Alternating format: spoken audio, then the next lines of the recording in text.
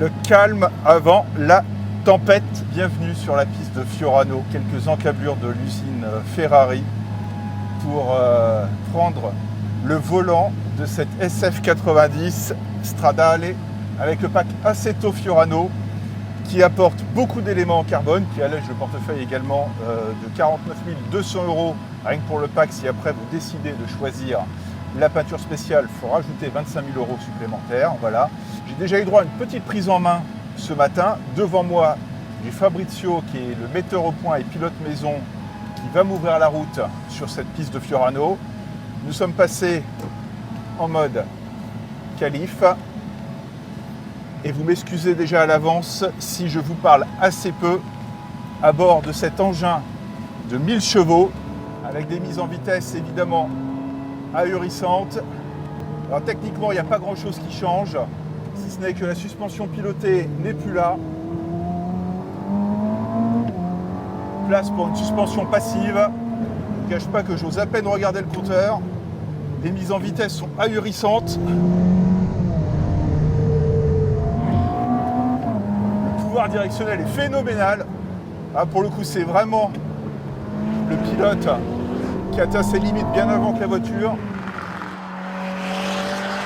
On fait chauffer la gomme progressivement et c'est reparti.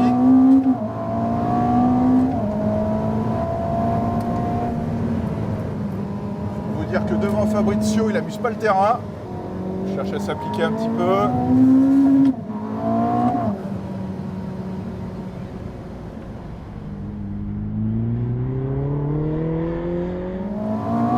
Avec les cups de air, le grip frontal est simplement hallucinant.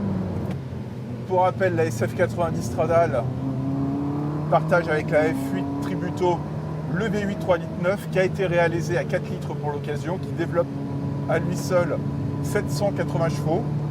Ça suffit tel quel pour enrhumer à peu près tout ce qui roule.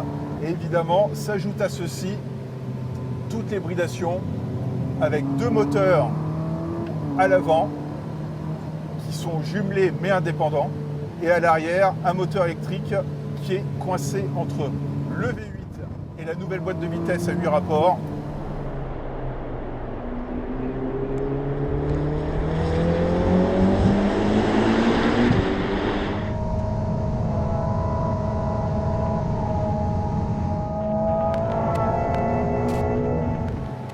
Petit tour de décélération.